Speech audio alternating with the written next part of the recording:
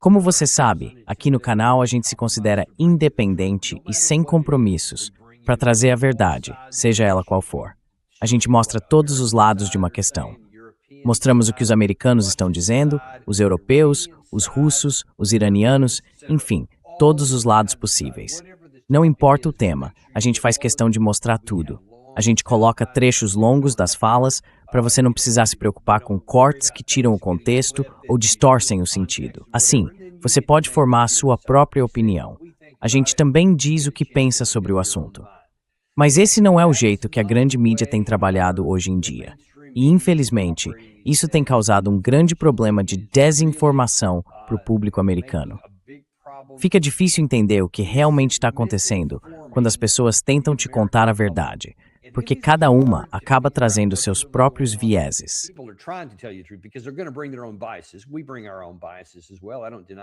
A gente também traz os nossos próprios vieses, eu não nego isso. Mas a gente tenta mostrar uma visão equilibrada. Só que quando uma emissora específica parece estar fazendo um esforço deliberado para desinformar o público americano, para fazer as pessoas acreditarem em algo que não é verdade e dar destaque a coisas que parecem verdadeiras, mas não são, aí a gente tem um problema sério. Porque em vez de informar o público, a gente está cegando o público para a realidade. Ontem à noite, teve um segmento curto na Fox News com Jesse Watters, que resumiu bem isso. Mostrou exatamente o que a gente vem apontando ultimamente. Parece que quase todo convidado da Fox News está exaltando a guerra, dizendo que dá para vencer, que dá para terminar essa guerra e por aí vai.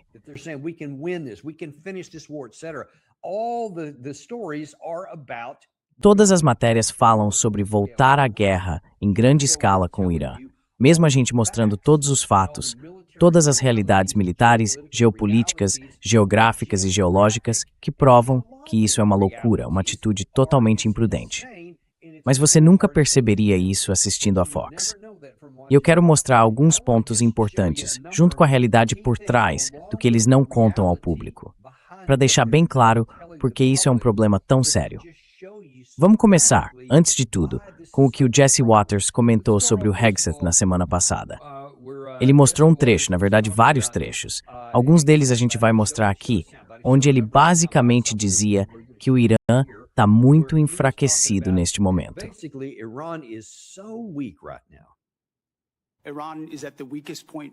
O Irã está no ponto mais fraco militarmente que já teve na última década, talvez até nos últimos 47 anos, mesmo depois de ter reunido na prática um exército de terror.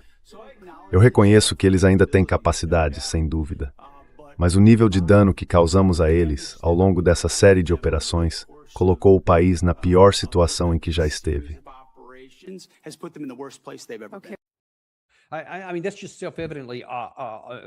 Quer dizer, isso é claramente absurdo. Não tem como isso ser verdade. Se fosse verdade, a gente não teria acabado de perder 4 militares. Não teria acontecido uma transferência solene na base aérea de Dover há pouco tempo hoje. E a gente não continuaria levando ataque atrás de ataque em todas as nossas bases, se elas estivessem tão fracas quanto dizem que estão desde 1947, nos últimos 47 anos. Isso é claramente falso. Mas toda essa ideia, e aqui é uma declaração intencional, de que estamos no ponto mais fraco da nossa história. Se isso soa familiar para você, é porque deve soar mesmo. Essa narrativa vem desde antes da guerra começar. Aqui está o Jack Keane, no dia 1º de fevereiro, quase 4 semanas antes do início da guerra, reforçando exatamente esse ponto.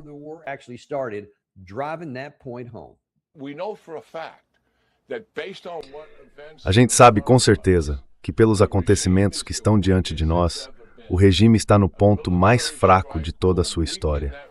Um ataque militar vai enfraquecer ainda mais esse regime e criar divisões dentro dele. Até quando vamos tolerar que os ayatolás façam isso, colocando em risco tanta coisa para nós e para o nosso modo de vida? Eu estou falando das elites que mantêm o regime de pé. Essa é a oportunidade.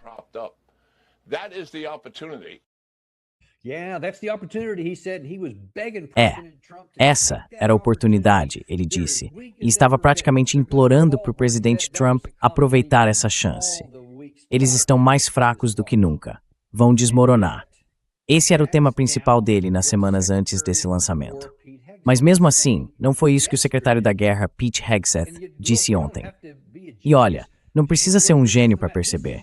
Isso aqui é só um retrato de uma semana, dos últimos dias, mostrando todas essas bases americanas na região que foram atingidas.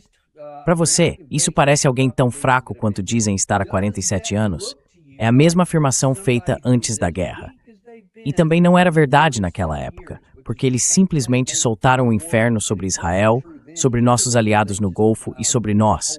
Todas as nossas defesas aéreas, o Domo de Ferro, a Funda de Davi, o sistema THAAD, tudo que você imaginar.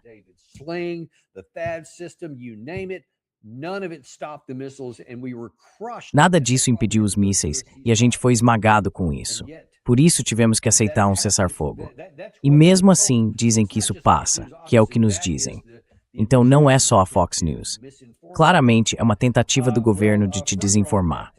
Mais adiante, o Jesse Waters também mostrou um comentário sobre toda essa questão da montanha Pickaxe.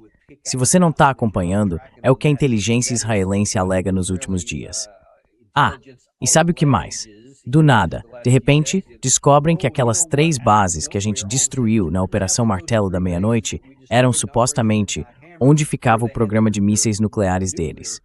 Acontece que, secretamente, eles teriam transferido tudo para outro lugar, chamado Montanha Pickaxe.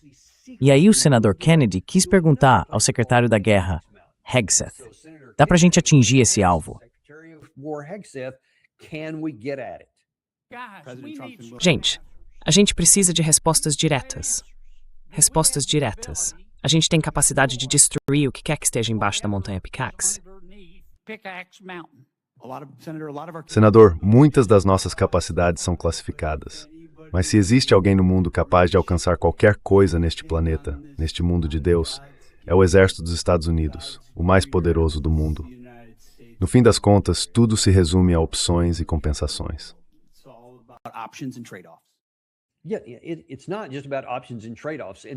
Não é só uma questão de opções e compensações.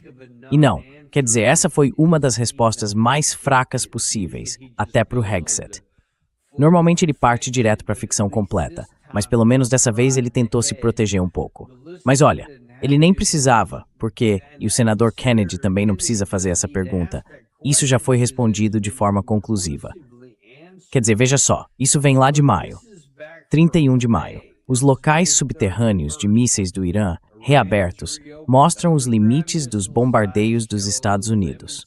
Porque mesmo que a gente acerte um monte de coisa na superfície, é exatamente isso que eu vivo dizendo. Todas essas imagens mostram o que foi atingido só na parte de fora da montanha.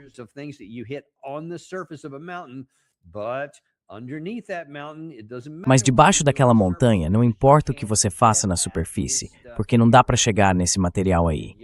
E mesmo assim, o secretário Hegseth fica mentindo para as pessoas e tentando, em vez de simplesmente inventar, ele passou a impressão de que se existe alguém na face da Terra capaz de fazer isso, é o Exército dos Estados Unidos, que, aliás, é o mais poderoso do mundo. Olha, se a gente fosse a força militar de coalizão mais poderosa do planeta, então até daria para atravessar aquilo. Mas não dá. E veja, é uma montanha. Ninguém espera que um míssil convencional destrua uma montanha. Nem mesmo uma arma nuclear teria efeito sobre isso.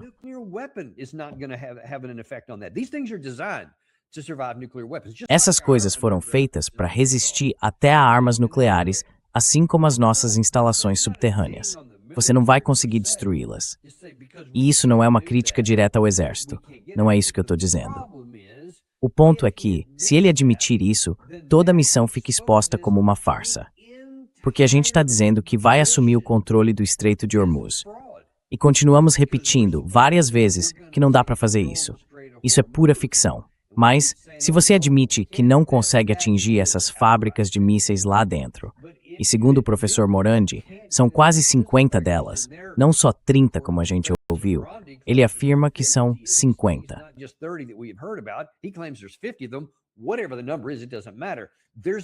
Não importa qual é o número, tem um monte deles. A gente não consegue chegar até eles. Eles se prepararam por décadas para agir exatamente nesse momento. E agora estão colhendo os frutos, porque tiveram paciência e visão estratégica para observar o ambiente, imaginar como seria o futuro e construir algo ao longo de décadas. Agora estão sendo recompensados, porque a gente não consegue derrubar isso. E se você admite isso, está admitindo que a missão é inalcançável. É por isso que ele precisa se proteger. Mas isso não devia passar. O senador Kennedy devia ter dito lá atrás o que eu estou dizendo agora. A gente não pode vencer essa guerra. Se não dá para chegar no que quer que esteja debaixo da montanha Picaxe, então não dá para chegar a nenhum deles. E a gente não conseguiu, como mostram as informações, como isso mostra.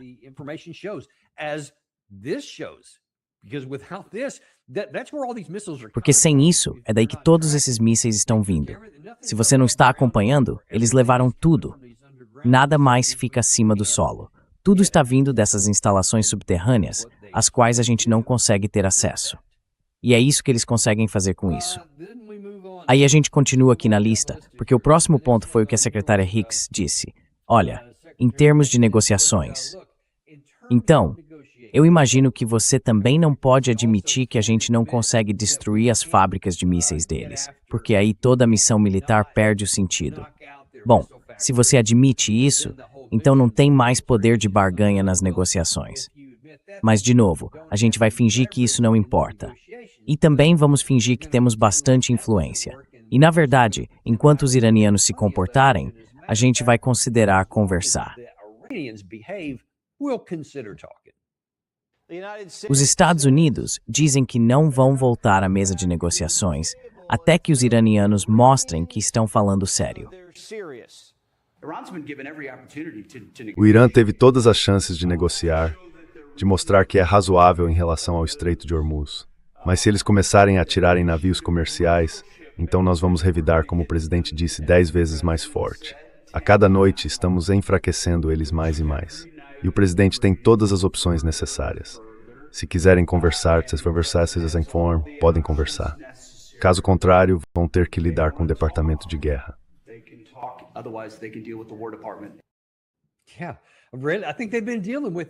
Eu acho que eles têm lidado com o Departamento de Guerra de forma bem eficaz, senhor secretário. E, aliás, o senhor disse lá, olha, enquanto eles se comportarem, e um dos exemplos era que eles estavam atacando navios civis no estreito, aquelas pessoas terríveis e aquela coisa horrível que estavam fazendo. Ah, espera um pouco. Acontece que há poucos dias, quem estava fazendo isso éramos nós. Isso aqui é um comunicado público do Comando Central, admitindo que aviões dos Estados Unidos desativaram uma embarcação civil depois de disparar mísseis Harpoon na chaminé do navio. Então, o que isso mostra, e o que eu mostrei para você, é a duplicidade que vem do Comando Central, em questão de, acho que 48 horas depois de termos anunciado aquele ataque.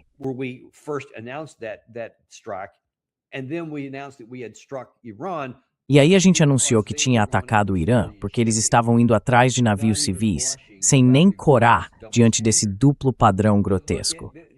Mas olha, as pessoas percebem isso. Não sou o único aqui. Você também percebe, claro. Só que quando você usa como justificativa o motivo pelo qual eles são ruins, e depois solta um comunicado oficial dizendo que a gente está fazendo a mesma coisa, aí você destrói, apaga completamente qualquer possibilidade de ter, nem que seja um eco, uma sombra de base moral, para dizer que o outro lado deveria agir de forma diferente. As pessoas percebem isso. As pessoas não são burras. E quanto mais a gente faz esse tipo de coisa, assim, às claras, menos atenção as pessoas vão dar pra gente.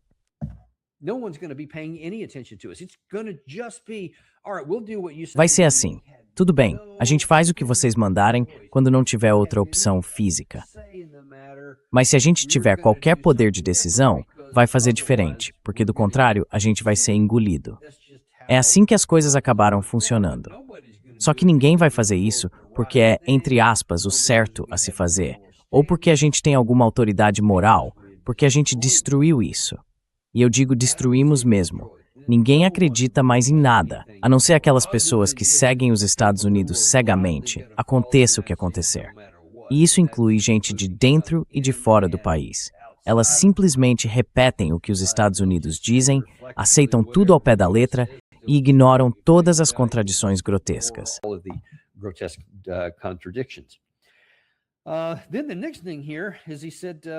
Então, o próximo ponto aqui é que ele disse... aliás, também tem uma questão sobre as instalações de petróleo e os oleodutos. Um dos grandes problemas para conseguir controlar o Estreito de Hormuz tem sido, enfim, o oleoduto de Yanbu, ou o Porto de Yanbu, que é por onde passa o oleoduto da Arábia Saudita. Também havia um que passava por Omã e pelos Emirados Árabes Unidos, que permitiria que o petróleo saísse pelo Golfo de Omã.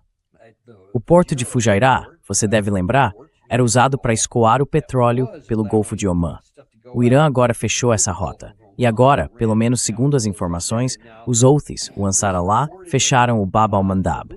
Então agora, esse também está bloqueado. Pois bem, o Jesse Waters quer dizer o seguinte: temos uma solução para vocês.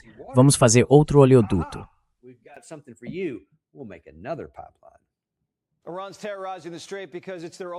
O Irã está aterrorizando o estreito, porque essa é a única forma de pressão que eles têm. Mas eles vão perder essa vantagem não só por causa do poder aéreo dos Estados Unidos, mas também porque os países do Golfo estão começando a contornar o estreito. O Iraque acabou de visitar a Casa Branca e aprovou que a Chevron conclua um oleoduto que vai de Bagdá, passa pela Síria e chega até o Mediterrâneo. O Irã não vai conseguir interceptar nenhum petroleiro, porque eles vão estar lá, na costa da Grécia. A Chevron também vai perfurar, e muito, no sul do Iraque. E a ConocoPhillips acabou de adquirir uma grande participação no petróleo iraquiano. Lembra quando Trump disse que a gente devia ter ficado com o petróleo? Pois é, tá aí.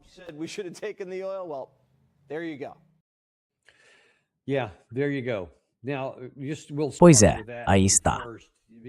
Vamos começar por esse ponto, porque isso só aumenta a humilhação e a vergonha dos Estados Unidos. O Jesse Waters está se gabando de que o presidente Trump uma vez disse que a gente devia ter pegado o petróleo deles, falando do Iraque. E ele também disse isso sobre a Síria. E o Waters fala tipo, tá vendo, a gente acabou pegando o petróleo. E agora, basicamente, parece que estamos tentando colonizar o Iraque de novo. É essa a impressão que fica. Não é que a ConocoPhillips e outras empresas estejam indo lá para ajudar o país. Não, estamos indo para pegar o petróleo deles, como o próprio Jesse Waters acabou de dizer. Mas tem mais coisa. Ele está assinando esse gasoduto como se fosse uma carta mágica para se afastar do lado iraniano.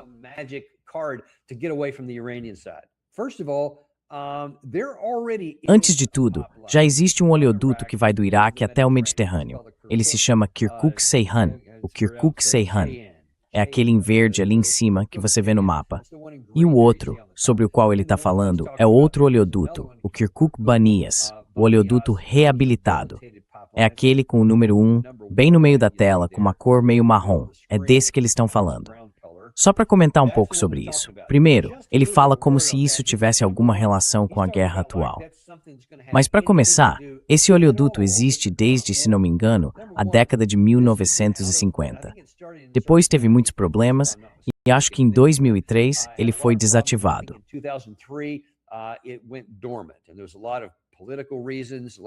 Tem muitos motivos políticos, muita questão geológica também.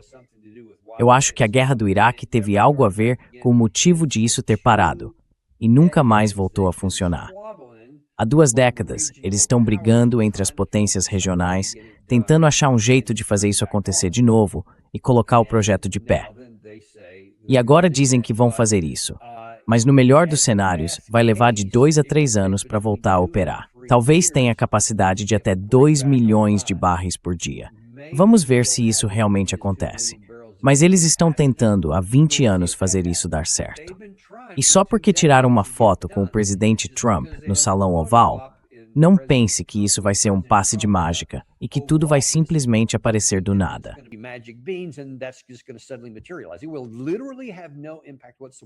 Isso literalmente não vai ter nenhum impacto nessa guerra. Mas tem outra coisa.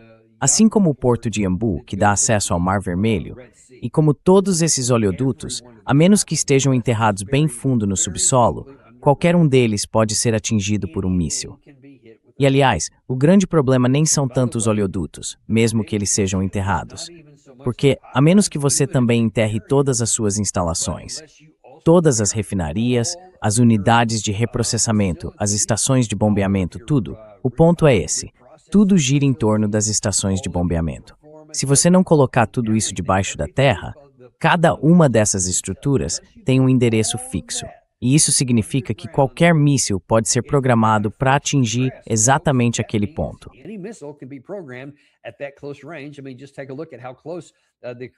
Quer dizer, é só olhar o quão perto fica o campo de petróleo de Kirkuk. Fica literalmente do outro lado da fronteira com o Irã. Então, assim, eles quase poderiam jogar uma granada lá. Ter um oleoduto não significa nada se tudo o que precisa é atirar um drone. Nem precisa de um míssil caro. É só lançar um drone naquele negócio e pronto, dá para destruir a qualquer momento. É isso que está acontecendo no mundo agora. É esse tipo de coisa que a gente está vendo. Muita da infraestrutura iraniana sendo atingida. O Irã atingindo a infraestrutura do Conselho de Cooperação do Golfo. E tudo isso vem acontecendo por causa de mísseis e drones. A gente já mostrou imagens de boa parte disso.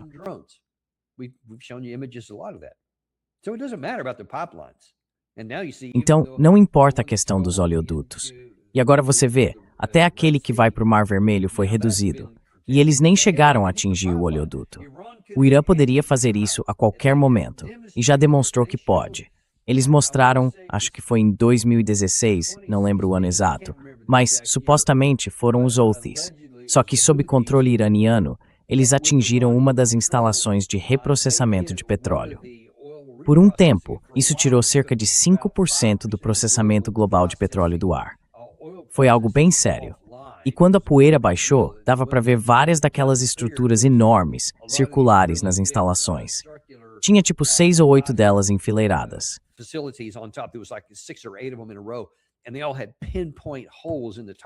E todos tinham pequenos furos bem no topo, exatamente onde os mísseis entraram. Acertaram com precisão o alvo que estavam mirando. Então o Irã mostrou naquela época, e todo mundo sabia que foram os iranianos que realmente derrubaram aquilo. Eles conseguem derrubar qualquer coisa desse tipo. Então se alguém acha que vai ter um oleoduto e que assim não vai mais precisar passar pelo Estreito de Hormuz, olha, isso não muda nada. Porque, a qualquer momento em que surgir um problema, eles simplesmente apertam um botão, lançam um míssil ou mandam um drone. É simples assim. Então essa postura arrogante de achar que vamos conseguir contornar eles de alguma forma, isso não vai acontecer por muitos anos, se é que vai acontecer um dia.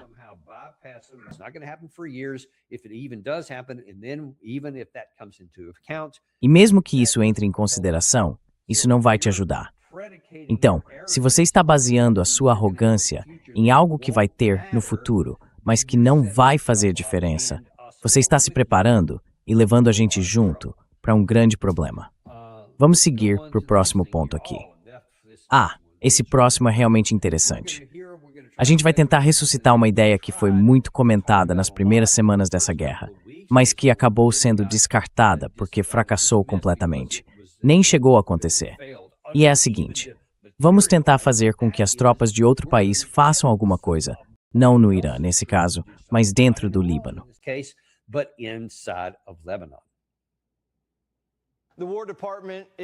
O Departamento de Guerra quer treinar, equipar e avaliar unidades de elite do exército no Líbano, para que entrem e eliminem o Hezbollah de vez, desarmando o grupo completamente. Isso evita que Israel tenha que fazer o trabalho sujo, o que o Líbano, aliás, acha bem conveniente.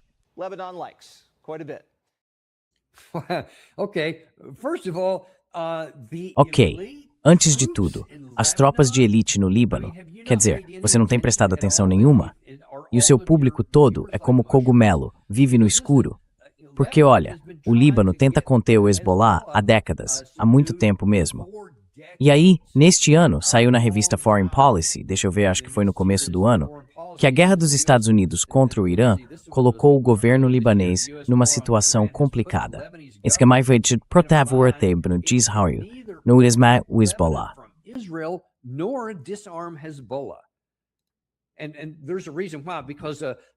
E tem um motivo para isso, porque parte dessa insistência em relação ao Irã, em relação a Israel e aos Estados Unidos, é que o exército libanês que a gente permite que exista, e a gente realmente permite, e foi por isso que o presidente Aoun esteve na Casa Branca, é basicamente um fantoche do Ocidente.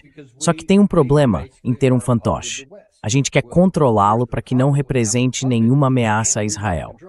Então, na prática, eles funcionam como uma força policial. O exército deles é basicamente um grupo de caras num caminhão com fuzis. E é isso. Eles não têm força aérea moderna, nem força blindada.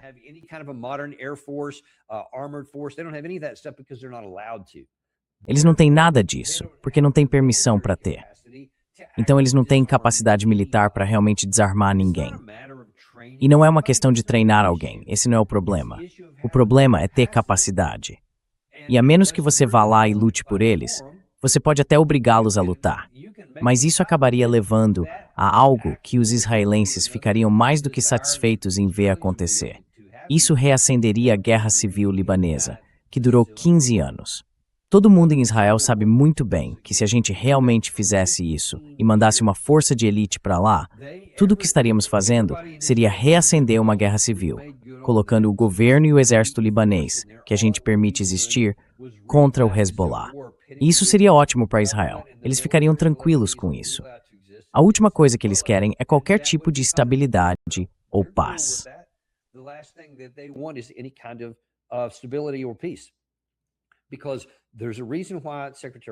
Porque tem um motivo pelo qual o secretário Rubio assinou aquele documento com o Líbano e com Israel, sem o Irã, sem o Hezbollah.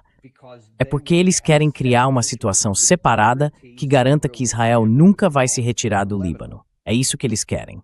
Era isso que aquele acordo deveria garantir, e é isso que esse acordo garantiria. Se isso for mais do que ele só falando, Jesse Waters, se ele estiver repetindo algo que vem da Casa Branca, é importante entender, essa é a intenção.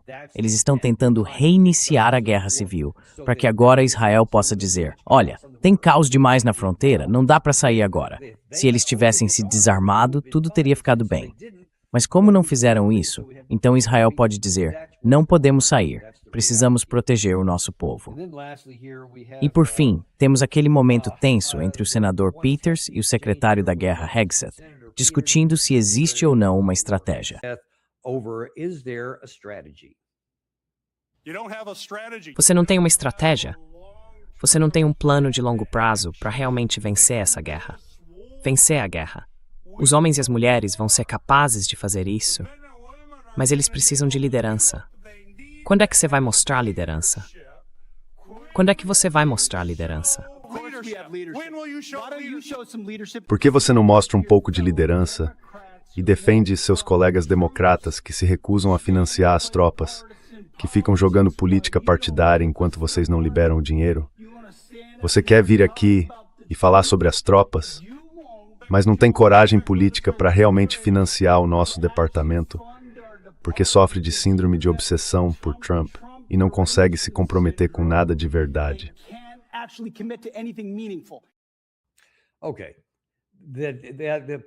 Certo, o pobre secretário Hegseth disse, coitado do exército americano, ninguém quer dar dinheiro para eles.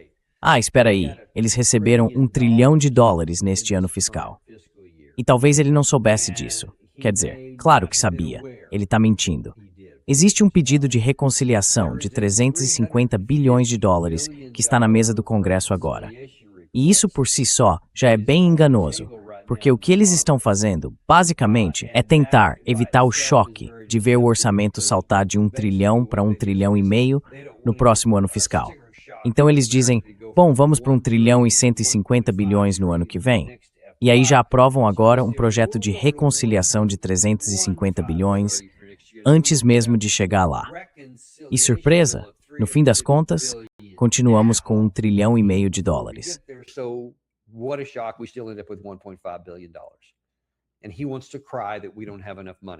E ele ainda quer reclamar que a gente não tem dinheiro suficiente.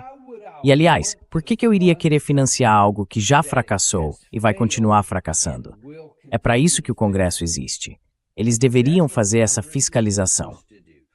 Agora, infelizmente, eu não posso sair muito em defesa do senador Peters, porque ele ainda diz que só quer uma estratégia para vencer.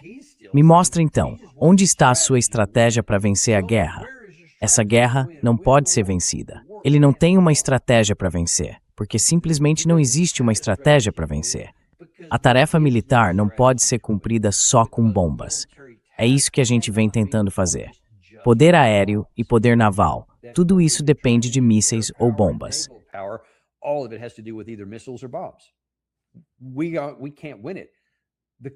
A gente não tem como vencer isso. O país é enorme, quase do tamanho de boa parte da Europa Ocidental.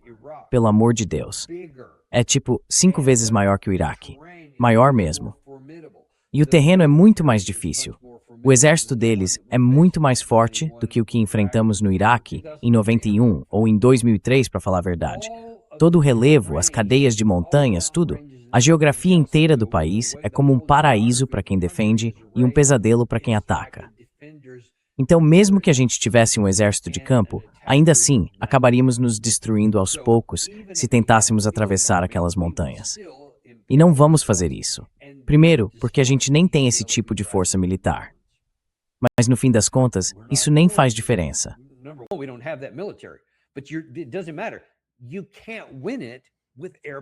Você não consegue vencer só com poder aéreo contra esse tipo de alvo, especialmente quando eles já previram isso há décadas e têm instalações subterrâneas.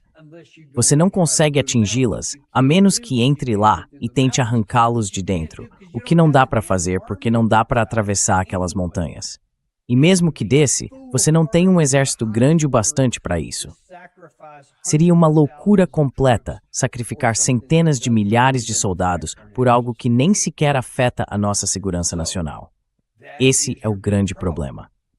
Ninguém no Senado, pelo menos ninguém que eu tenha visto, fez essa afirmação. E claro, você também não ouviu o Jesse Waters dizer isso, porque ele está ocupado demais torcendo pela guerra. E claro, eu poderia dizer o mesmo do general Jack Keane, do general Kellogg, do Mike Pompeo e da Nikki Haley.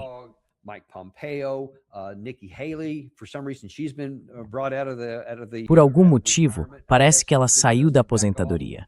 Tiraram a poeira, colocaram de volta no time de reserva. E ela tá lá, ativa de novo. Tem vários outros também, o Dan Hoffman, por exemplo, que é um ex-agente da CIA. Tá todo mundo aparecendo do nada, todo mundo torcendo pela guerra. E essa guerra nunca vai ser vencida. Acho que isso já ficou claro.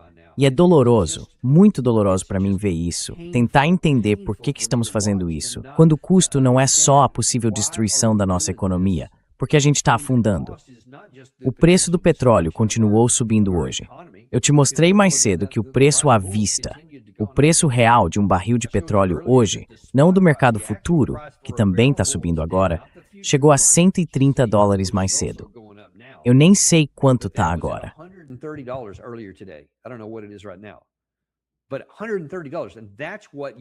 Mas $130, é isso que você realmente está pagando pelo petróleo. 130. A gente esconde isso. Não fala disso em público, mas isso já aconteceu. E aí, claro, teve aquela cerimônia de transferência dos corpos mais cedo hoje. E claro, é algo que me importa muito. Aqueles 4 militares morreram por nada. 18 já morreram por nada até agora. Pelo que dizem alguns relatos, ainda tem um bom número em terapia intensiva. Mais de 500 ficaram feridos, em diferentes graus. A gente nem sabe ainda sobre lesões cerebrais traumáticas ou qualquer caso de estresse pós-traumático, desde que o conflito começou. E olha, uma das coisas que ele também disse naquela transmissão, que eu nem coloquei aqui, foi que o moral das Forças Armadas dos Estados Unidos na região está altíssimo.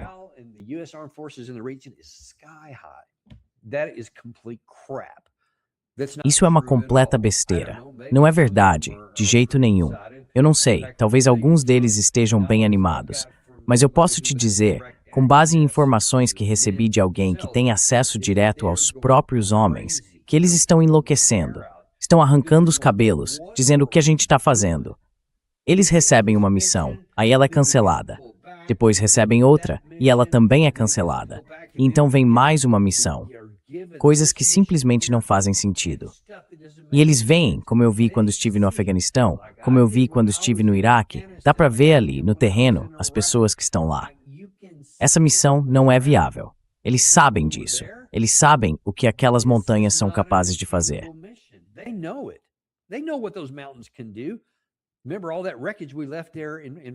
Lembra de toda aquela destruição que a gente deixou lá, bem na frente de um dos locais onde supostamente fomos para resgatar um piloto? Eu não sei se era isso mesmo ou não. Mas seja o que for, a gente estava lá e perdemos 2 aviões tipo C-130 e depois 4 helicópteros. E não conseguimos nada, além de tirar de lá o pessoal que entrou, supostamente sem nenhuma baixa ou ferimento. Vamos ver no futuro se isso é verdade mesmo ou se mentiram pra gente. Porque mentem pra gente o tempo todo. Oficialmente, pelo Comando Central, pelo Pentágono, pela Casa Branca. Então eu não posso acreditar em nada só pelo que dizem. A única coisa em que dá pra acreditar é quando você vê os caixões sendo retirados da pista lá na base aérea de Dover. Aquilo é real. Aquilo não dá pra esconder porque a gente viu com os próprios olhos.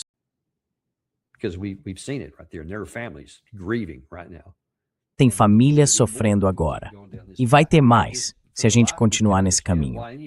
Eu, sinceramente, não consigo entender por que alguém quer insistir nisso, continuar empurrando o país para uma guerra que a gente não tem como vencer, com um custo enorme, em vidas, em dinheiro e na economia do país inteiro. É isso que realmente me deixa sem explicação. E é angustiante de ver. É como assistir a um engavetamento de 10 carros numa rodovia, a uns 110 km por hora, em câmera lenta. Você vê os carros, vê o que está acontecendo e pensa, em velocidade normal, eles vão bater. Não tem como evitar. E você não pode fazer nada para impedir, só fica olhando. É assim que está parecendo agora. Parece que tudo isso é inevitável.